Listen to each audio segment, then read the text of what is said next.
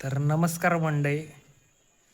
आज मुंबईची मॅच होती आणि मुंबई समर्थक आहे, कारण मी पहिल्यापासूनच मुंबईचा चाहता आहे. आणि आज लगातार 4 सामन्यानंतर 5 सामन्यानंतर आज जिंकले. फायनली कमबॅक झालाय.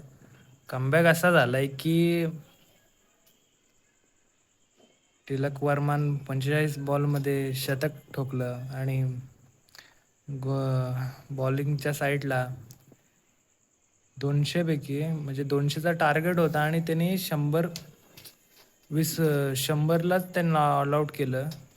मला खूप भारी वाटलं की इतका भारी कमबॅक झाला. खूप भारी वाटतंय. मुंबई जिंकली.